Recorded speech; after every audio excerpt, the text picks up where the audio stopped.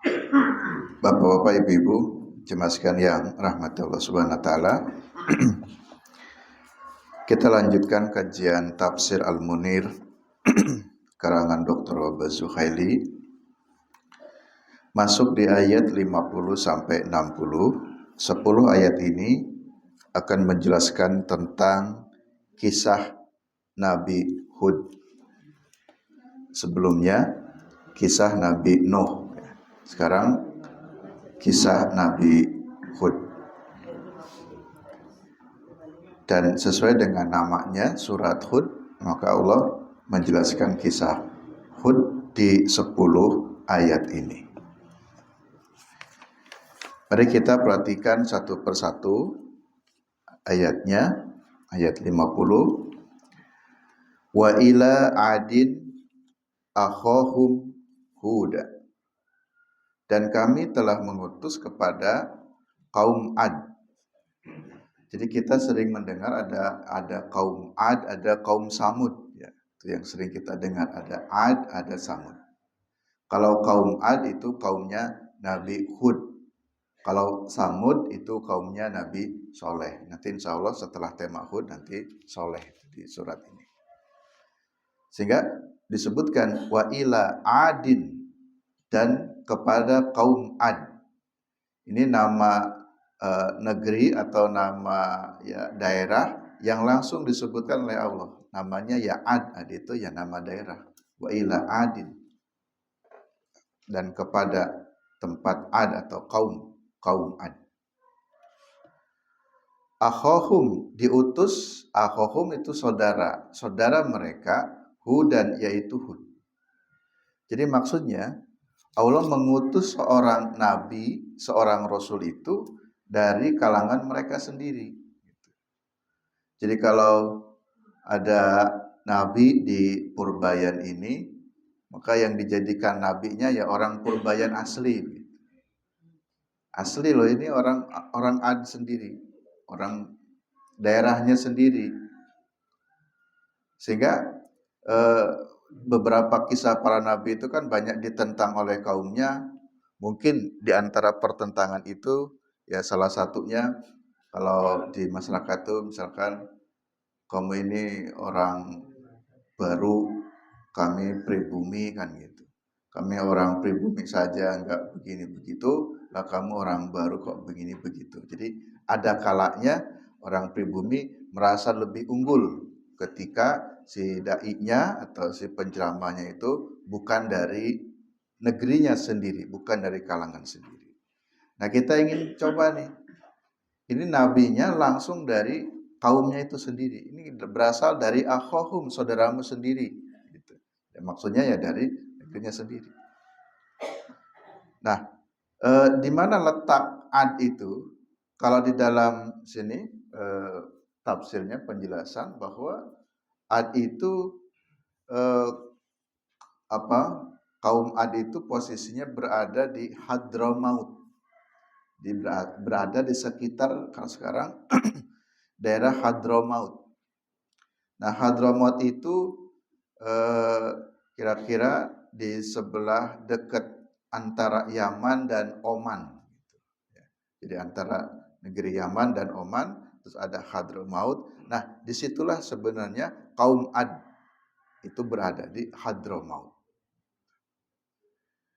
Kemudian yang berikutnya yang perlu saya jelaskan bahwa Nabi Hud itu adalah nabi yang pertama kali berbahasa Arab. Jadi istilahnya yang merupakan bangsa Arab ini, nabi yang berbahasa Arab pertama kali itu Nabi Hud. Dan Nabi Hud ini keturunan dari Nuh, ya. Yang kemarin sudah kita jelaskan perjalanan banjir Nuh, nanti dari anak keturunannya itu melahirkan salah satunya ini Hud. Wa arsalna ila adin akhahum minal qabilati wa wahidi minhum. Jadi Allah mengutus kepada kaum Ad saudaranya ya dari qabilahnya sendiri, ya, dari sukunya sendiri. Nah, yang berikutnya mari kita simak bagaimana isi dakwah Nabi Hud. Nah, ini. Jadi informasi awal bahwa Nabi Hud diutus oleh Allah ke kaum Ad. Sekarang apa isi dakwahnya? Nah, ini bisa dicermati Bapak Ibu. Ada beberapa isi dakwah Nabi Hud. Yang pertama, Nabi Hud menyampaikan qala ya qaumi budullaha malakum min ilahin ghairuh in antum illa muftarun. Jadi pertama kali yang didakwakan adalah mengajak kaum ini supaya menyembah Allah. Jadi dakwah pertama adalah ubudullah. Ayo sembahlah Allah. Jadi memperkenalkan siapa Tuhan yang sebenarnya, itu Allah, dan menyembah itu hanya kepada Allah. Karena pada saat itu memang seperti kisah-kisah pada yang lainnya, mereka itu fi ibadati kumul ausan, mereka menyembah al-ausan, itu berhala. Mereka menyembah berhala-berhala. Jadi menyembah berhala itu bukan hanya pada kisah Nabi Muhammad SAW saja, tapi sejak dulunya pun itu memang sudah terbiasa mereka menyembah berhala dengan keyakinan Tuhan-Tuhan. Dari batu, dari patung, dari pohon, itu sembahannya berhala. Sehingga dakwah yang pertama kali adalah ubudullah. Kalau konteks di Indonesia ya mungkin tergantung daerahnya. Kalau di daerah pedalaman yang belum mengenal agama, maka para dai yang diturunkan ke sana adalah yang menyampaikan atau mengenalkan Islam, mengenalkan agama, mengenalkan Tuhan itu. Sehingga yang di Papua itu yang dakwah dengan sabun mandi siapa itu? Ustaz Fadlan ya, Fadlan Goromain itu ya. Nah, jadi beliau mengajarkan Islam itu justru dengan melalui mengenalkan dulu sabun mandi di daerah itu belum kenal sabun mandi itu apa. Diajak mandi, diajak bersih-bersih, lalu kan sambil ngobrol nanti mengenalkan ajaran Islam. Ya, jadi tergantung nanti objek dakwahnya. Bagi orang yang belum paham Islam, maka yang diajak adalah ubudullah, ayo sembahnya kepada Allah, jangan menyembah kepada yang lainnya. Tapi kayak di perkotaan begini ya, yang literasinya sudah tinggi, mayoritas muslim, maka menyampaikannya bukan ubudullah lagi, tapi bagaimana memandu ibadah yang benar itu seperti apa. Kalau ini konteksnya Nabi Hud ya menyampaikan dakwah untuk mengajak ya beribadah kepada Allah. Ini isi dakwah yang pertama. Yang kedua, apa yang disampaikan Hud di ayat 51, ya qaumi la as'alukum alaihi ajran in ajriya illa 'alal ladzi fatarani afala ta'qilun. Nah, ayat ini menarik Bapak sekalian. Jadi Nuh menyampaikan la as'alukum alaihi ajran.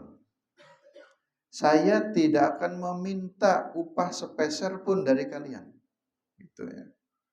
Jadi kami menyampaikan dakwah ini benar-benar ikhlas karena Allah, tidak meminta bayaran, ajron, tidak meminta upah dari kalian. Karena bisa jadi ada yang begini ya, kalau istilahnya nabi atau kita di sini konteksnya misalkan ada ustadz, ada penceramah, lalu umpamanya meminta apa tarifnya berapa, harganya berapa dan seterusnya. Mungkin nanti si umat itu lambat laun akan menjauh gitu. Dia menyampaikan agama cuma karena ingin mendapatkan upah. Dan upahnya juga menargetkan sendiri. Kalau nggak dikasih upah ya dia nggak mau berangkat. Atau mungkin pilih-pilih upahnya. Kalau yang mengundangnya itu yang kira-kira wah ini amplopnya besar, kalau yang sini amplopnya kecil. Nanti yang jadwal yang kecil tuh di cancel, mohon maaf ya ini pas ada acara. Padahal dia milih yang acara yang lebih besar yang amplopnya besar. Akhirnya masyarakat akan mengira, mohon maaf loh, ternyata dakwahnya karena jadi kamu mendekati kami menyampaikan agama ini karena materi. Maka kata Nabi tidak, la as'alukum alaihi ajron. Kami sama sekali tidak meminta upah. Jadi kira-kira kalau melihat sebuah film ya, ada dokter yang dikirim ke mana itu, ke pedalaman atau apa, ngumpulkan masyarakat itu susah juga itu. Dan dokter sudah ikhlas, enggak apa-apa ibu-ibu, gratis silahkan berobat di sini. Yang penting Bapak Ibu mau kumpul. Benar, kami tidak memungut sepeser pun dari Bapak Ibu. Yang penting Bapak Ibu mau ke sini gitu. Nah, jadi kira-kira seperti itu yang dilakukan ya oleh Nabi Hud ya. Sebagaimana beberapa tadi gambaran ya murni memang benar-benar ya. Kami mengajak menyampaikan dakwah ini kepada kaumnya itu tidak la as'alukum alaihi ajrun. Loh, terus dari mana ajronnya, upahnya? Kata Nabi Hud, in ajriya ila 'alal ladzi fatarani, upahnya itu adalah langsung akan diberikan oleh zat yang telah menciptakan aku. Maksudnya dari Allah gitu. Jadi upah itu insya Allah Allah yang akan memberi. Tentu dengan caranya Allah. Gitu. Afala ta'qilun? Apa kamu tidak berpikir, tidak berakal? Jadi kamu menuduh saya bahwa saya datang ke sini berceramah atau berdakwah di sini itu ingin mendapatkan sesuatu dari kalian, mungkin supaya disebut jadi kepala suku, supaya dapat materi ini, materi itu. Coba kamu berpikir, jangan berpikir yang tidak-tidak, jangan bersuudzon kira-kira begitu. Afala ta'qilun? Apa kamu nggak berpikir? Ya. Jadi sudah mari bareng-bareng belajar seperti ini karena la as'alukum alaihi ajron. Gitu. Nah, kira-kira konteksnya seperti itu. Yang berikutnya, isi dakwah atau ucapan Nuh kepada kaumnya di ayat 52. Wa ya qaumi istaghfiru rabbakum tsumma tubu ilaihi. Nah, ini mengajak, wahai kaumku, istaghfiru rabbakum, beristighfar, maksudnya mohon ampun, ya, meminta dosa, minasyirki, karena sebab syirik. Jadi Nabi Hud mengajak, ayo kita banyak memohon ampun kepada Allah, kemudian tsumma tubu ilaihi, bertaubat kepada Allah. Akhlisu taubatan minal ma'asi wal kufri lillah warji'u ilaihi bi ta'ati ay utlubul maghfirah minallahi bil iman. Jadi maksudnya Nabi Hud mengajak ikhlaskan di dalam bertaubat dari berbagai bentuk maksiat-maksiat, kekufuran-kekufuran yang pernah kamu lakukan.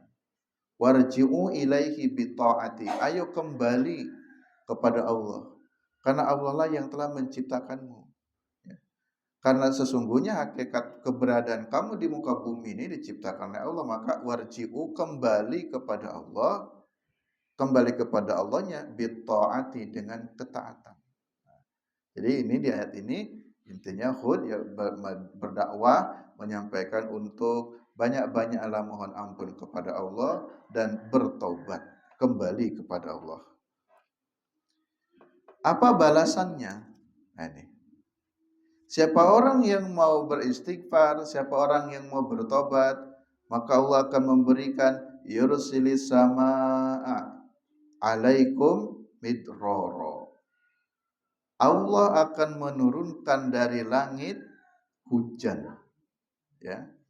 Jadi midraron itu hujan deras. Allah akan kasih hujan deras. Hujan deras itu bagian dari rizki. Artinya negeri itu akan diberikan kemakmuran, diberikan kesuburan. Jadi kalau orang itu semakin dekat dengan Allah, maka Allah akan memberikan imbalan tadi kemakmuran. Ya. Simbol kemakmuran itu dengan diturunkan hujan. Coba kalau tidak ada hujan, tandus. Tapi dengan ada hujan, tanah subur, nanam apapun, insya Allah bisa tumbuh. Itu balasannya. Jadi kata Nuh, kalau kamu istighfar, kamu bertobat, kamu dekat dengan Allah, maka Allah pun akan memberi balasan. Nah, di sini yang disebutkan adalah Allah akan memberikan imbalan kebaikannya berupa hujan. Kenapa? Karena li'annahum kanu ashabaz zu', karena mereka itu adalah para petani. Jadi sungguhnya negeri Ad itu atau kaum Ad itu kesehariannya bertani. Mereka punya kebun, bercocok tanam. Nah, sehingga untuk menghidupkan kehidupannya itu supaya makmur dengan bercocok tanam, maka Allah bantu akan kasih hujan yang deras supaya bisa tersirami tanaman-tanamannya. Kemudian selain itu, wa yazidkum quwwatan ila quwwatikum. Ya. Allah pun akan memberikan kekuatan.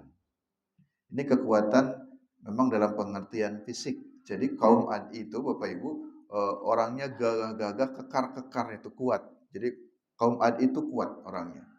Nah, itu bagian anugerah dari Allah. Diberi mata pencaharian yang bercocok tanam, Allah kasih kesuburan berupa hujan, juga diberikan kekuatan. Gitu.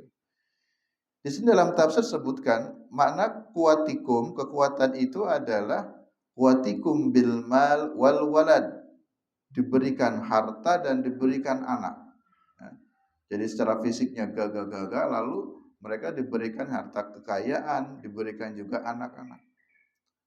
Au yudha'afu quwwatikum bitanasuli wal amwal, bahkan Allah melipatkan kekuatan-kekuatan mereka itu dengan tadi diberikan anak, keturunan dan harta benda yang banyak.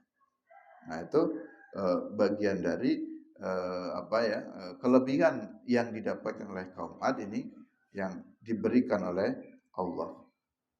Wala tatawallau mujrimin, lalu diingatkan oleh karena itu kamu ini sudah banyak diberikan ya kenikmatan-kenikmatan, jangan berpaling kepada orang-orang yang mujrim.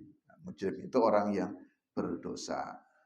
Jadi kira-kira begini Bapak Ibu, kita selalu introspeksinya, alhamdulillah Allah sudah memberikan banyak nikmat ini, banyak nikmat itu. Maka boya jangan sampai jauh dari Allah gitu. Boya semakin dekat dengan Allah. Kemarin dikasih sakit yang berat, nah sekarang Anda sembuh, alhamdulillah dengan sakitmu. Mari kita lebih tingkatkan lagi. Umpamanya lagi, kemarin diberi musibah apa, anaknya apa, keluarganya apa, lalu Allah banyak kasih ya, atau bisa melakukan ini, melakukan itu. Nah, maka instruksinya, ayo dengan Allah kasih banyak kenikmatan-kenikmatan itu, jangan sampai kamu justru malah berpaling dari Allah. Nah, itu pesannya. Kemudian yang berikutnya, setelah Nabi Hud ini berdakwah, menyampaikan tadi beberapa pesan. Ada berapa pesan, Ibu? 3. Nah, ada 3 pesan Hud kepada kaumnya. Sekarang bagaimana jawaban dari kaumnya itu? Nah, respon balik dari kaum Hud. Nabi Hud, kaumnya itu yang bernama Ad. Bagaimana jawabannya? Qalu, mereka menjawab. Nah, ini balasan jawaban dari kaumnya. Ya Hudu, wahai Hud. Nah, ini si kaumnya bilang ini. Ya Hudu, wahai Hud. Majitana bibayyinatin. Majitana bibayyinatin wa ma nahnu bitariki alihatina an qaulika wa ma nahnu laka bimu'minin. Kata kaumnya, wahai Hud, ya, berikan bukti, ya, tunjukkan bukti kenabianmu yang kamu mengatakan saya sebagai seorang nabi atau seorang rasul. Mana bayinatnya? Biburhani ala qaulika, dengan bukti-bukti petunjuk ucapanmu itu. Jadi intinya seperti kisah-kisah yang lainnya pada Nabi, umatnya itu menantang, tunjukkan bukti. Tunjukkan bukti. Tetapi meminta tunjukkan bukti itu bukan berarti akan beriman, enggak, cuman tunjukkan saja buktinya. Tunjukkan bukti itu kan nggak usah lama-lama, langsung saja ini loh buktinya. Nggak harus ribet bawa ke pengadilan nanti ya saya tunjukkan loh. Kan terlalu lama bukti itu. Ini ada bukti. Kalau ini seorang nabi, buktikan. Nggak nunggu dulu lama nanti. Ya. Toh pada ujung-ujungnya nggak akan dibuktikan juga. Kalaupun dibuktikan itu ya tentu dengan tadi tetap tidak mau beriman. Sehingga dia bilang, wa ma nahnu bitariki alihatina. Kami tidak akan meninggalkan Tuhan-Tuhan kami, begitu. Dari satu sisi meminta bukti, mana bukti kenabianmu, tapi setelah itu walaupun nanti ditunjukkan buktinya, tetap dia berkekeh ya. Kami tidak akan meninggalkan Tuhan kami, apapun yang kamu katakan, dan wa ma nahnu laka bimu'minin, kami tetap tidak mau beriman. Ayat berikutnya 54. Inna qulu illa taraka ba'du alihatina bisu'in. Qala inni ushidullah wa ushidu anni bari'um mimma tusyrikun. Kemudian inna qulu, ya, apa yang kami katakan melainkan iktaraka, hanya menimpa kepadamu sebagian, ya, Tuhan-Tuhan kami bisu'in, dengan keburukan. Bijunun maksudnya dengan gila. Jadi kata umatnya Nabi Hud itu ya kira-kira gini, percuma saja mendengarkan perkataanmu wahai Hud, justru malah nanti kalau kami mengikuti perkataanmu, malah nanti Tuhan kami, kata dia ke mereka, Tuhan kami itu malah akan menimpakan keburukan kepada kami. Jadi mereka itu takut dikutuk oleh Tuhan-Tuhan mereka, oleh berhala-berhalanya. Kalau ngikuti Hud, malah nanti Tuhan kami akan bisu, jadi mengutuk dengan keburukan-keburukan. Apa contohnya? Bijunun, nanti kami jadi gila. Jadi kalau kami gila itu karena Tuhan kami tidak merestui, sehingga kami tidak akan meninggalkan agama kami. Qala, kemudian Nabi Hud menjawab, inni ushidullah wa ushidu anni bari'um mimma tusyrikun. Ya kira-kira begini, ya sudah, kami sudah berusaha mengajak bla bla bla banyak hal, kalian tetap tidak mau, kalian tetap menolak, juga bahkan kalian menuduh saya orang yang gila, maka saksikanlah oleh kalian, ushidullah, saksikan di hadapan Allah dan juga di hadapan kalian bahwa sejak hari ini bari'um mimma tusyrikun, aku berlepas diri dari apa-apa yang telah kalian sekutukan. Jadi artinya nanti kalau ada apa-apa, kalau ada azab yang menimpa kepada kalian, kami sudah berlepas diri. Maka Bapak Ibu, di sini dalam tanggung jawab pula ya, kita jangan diam saja. Tapi kita berusaha dulu mengingatkan. Kalau ada anak, cucu, keluarga kita yang enggak sholat, ingatkan dulu. Nah, ayo sholat, sholat. Tapi setelah kita ingatkan, kalau dia tetap enggak mau sholat, terus diingatkan enggak mau sholat, ya sudah, kita berlepas diri. Ini bari'um mimma tusyrikun. Nak, mohon maaf nak ya. Nanti di akhirat itu pertanggungjawabannya sendiri-sendiri. Ibu sudah berlepas diri. Ibu sudah ngajak, sudah sering ngingatin. Jadi nanti kalau di akhirat ada pertanyaan, gimana anak, apakah enggak pernah dikasih tahu? Mohon maaf, ibu sudah ngasih tahu. Kira-kira begitu. Ini bari'um mimma tusyrikun. Aku berlepas diri. Ya. Tapi kita berusaha untuk mengajak dulu, berdakwah dulu. Ya. Jadi kalau ada apa-apa yang menimpa kalian, mohon maaf ya. Ibu sudah ngingetin kamu, jangan ikut-ikutan dengan kelompok seperti itu. Ya. Nanti kalau kebawa bagaimana? Gitu. Tapi ini mohon maaf, ini cuma teman saja yang ngingetin. Gitu. Ya. Terserah saja. Ini contoh saja ya kalau ada yang begitu. Ya. Jadi kami cuma ngingetin saja. Kalau ada apa-apa, kami berlepas diri. Kemudian di ayat 55, min dunihi fakiduni jami'an summa la tundurun. Akhirnya nanti mereka tinggal menunggu saja. Ya, jadi intinya itu nanti tinggal tunggu akan ada bencana atau siksa yang akan menimpa kepada kalian. Ayat berikutnya, inni taraktu 'alallahi rabbi. Sesungguhnya tawakaltu, inni tawakaltu 'alallahi rabbi wa rabbukum. Sesungguhnya aku bertawakal kepada Allah, yang Allah itu adalah Rabbku dan Rabb kalian. Ya. Jadi tawakal. Istilah tawakal ini Bapak Ibu adalah kita menyerahkan totalitas hasil usaha kita. Jadi setelah kita berikhtiar, maka kita pasrahkan pada Allah. Jadi jangan lupa ada konsep ikhtiarnya dulu. Jadi jangan belum apa-apa, ujuk-ujuk ya saya tawakal saja kepada Allah. Ya jangan. Berusaha dulu, ikhtiar dulu. Cara ini dicoba, cara itu dicoba. Kok nggak berhasil, ya baru kita serahkan kepada Allah. Jadi jangan tawakal itu maknanya terserah Allah saja. Kalau Allah ngasih ya saya terima alhamdulillah, kalau enggak ya memang ini takdirnya, itu salah, itu bukan tawakal. Seperti dalam beberapa hadis kan, mohon maaf ya, mudah-mudahan jangan terjadi dan insya Allah tidak terjadi. Misalkan Bapak Ibu yang parkir motor sebelah sana itu kunci stang dulu, itu namanya tawakal.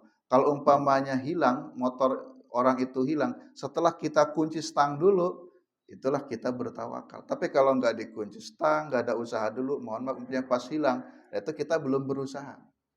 Jadi kata Nabi itu ketika unta, konteksnya kan unta, ikat dulu untamu sebelum kamu masuk ke masjid, setelah itu fatawakkal 'ala Allah, baru kamu tawakal.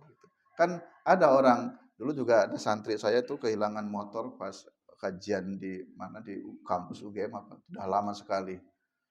Ya, terus saya bilang pas mau kajian motornya dikunci dulu enggak stangnya. Terus kata saya, sudah dikunci, ya sudah, ya itu musibah. Nah, jadi kemana-mana tawakalnya konsepnya ikhtiar dulu, baru fatawakal 'ala Allah. Apapun ya nanti bentuknya ada usaha dulu. Nah, aku bertawakal kepada Allah. Kenapa bertawakal pada Allah? Karena Allah itu Rabbi, Allah itu Tuhanku, wa Rabbukum, dan Rabb kalian dan Tuhan kalian. Ma min dabatin illa huwa akhidun binasiyatiha. Inna Rabbi ala suratin mustaqim.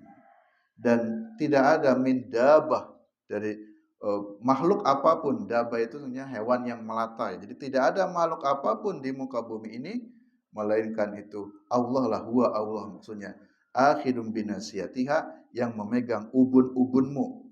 Maksudnya memegang ubun-ubun itu artinya atas kekuasaan Allah. Tidak ada yang dimiliki oleh setiap makhluk kecuali atas kekuasaan Allah. Inna Rabbi ala suratin mustaqim.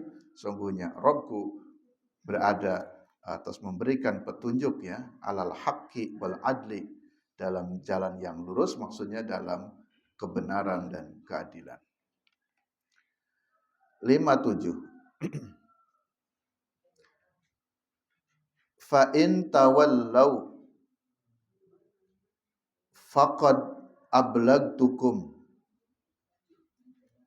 Fa in tawallau faqad ablagtukum ma ursiltu bihi ilaikum wa yastakhlifu rabbi qauman ghairukum wa la tadurrunahu syai'an inna rabbi ala kulli syai'in hafid. Nah. Kemudian fa in tawallau, jika kamu berpaling,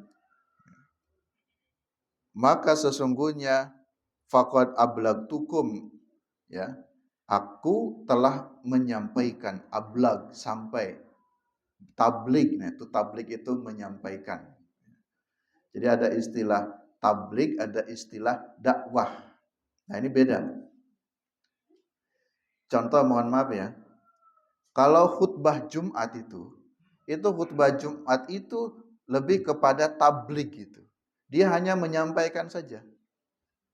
Sehingga banyak orang bisa bertablik, tapi tidak semua orang bisa berdakwah. Tablik itu kan hanya menyampaikan. Kultum, semua bapak-bapak bisa tablik, kultum, sampaikan saja. Tapi kalau dakwah itu maknanya beda. Samping menyampaikan juga berusaha untuk mengamalkan, bahkan untuk ya, mengajak. Gitu. Ada ajakan, ada panduan. Kalau tablik itu kesannya hanya sekedar menyampaikan, kalau dalam istilah bahasa ya tabligh ya, menyampaikan. Di sini menggunakan kalimat ablagtukum, aku sampaikan, tapi maknanya kalau di sini khut ya tadi dengan mengajak, ajakannya jelas ya, jadi istilahnya intens, jadi ada intent kan, orang mengajak itu ketemu. Kalau khutbah Jumat kan nggak ketemu dengan jamaah, cuman situ setelah itu selesai hubungan ustadz dengan si jamaah kan sudah selesai, hanya mendengar. Tapi tentu dua-duanya ada manfaatnya, tapi maksudnya maknanya sedikit berbeda. Jadi kalau kamu berpaling, bahasa lain ya terserah. Kami sudah menyampaikan semua perintah-perintah Allah, dan nanti jika terjadi sesuatu kepada kalian, wastakhlif rabbi qaumakum ghairukum, akan diganti generasi kalian ini, akan tergantikan. Tergantikan itu bisa dua makna ya. Kalau di sini konteksnya nanti akan diberikan bencana, itu kayak Nabi Nuh kan diberikan siksanya banjir besar. Maka habislah semua orang-orang yang jahat itu. Habis. Nanti diganti dengan generasi baru. Sini juga nanti satu kaum Ad itu akan diberikan bencana yang ya, semuanya ya banyak kematian menimpa kepada kaum itu, akan digantikan oleh Allah dengan kaum yang baru. Tapi umat akhir zaman itu enggak. Walaupun ada yang, mohon maaf istilah, yang jahat-jahat, itu enggak diganti oleh Allah itu. Jadi enggak dimatikan semuanya. Bahkan kalau kita mungkin yang jahat-jahat itu malah digantikan oleh anaknya, itu digantikan oleh cucunya, digantikan. Nah, jadi yang jahatnya itu makin banyak itu ya. Jadi bukan dihilangkan, kalau konteks ini dihilangkan satu generasi, seperti Nabi Lut nanti ditenggelamkan semua ke dalam tanah, dilempari dengan batu, mati banyak kematian itu satu kaum itu. Nah, jadi tadi Nabi Nuh mengingatkan, ya kalau tetap kamu berpaling, ya istilahnya ya terserah, kami sudah menyampaikan, tapi ingat ya bahwa itu akan diganti generasi kaummu oleh Allah Subhanahu wa taala. Yang berikutnya, walamma jaa amruna najjayna hudan walladina amanu ma'ahu birahmatin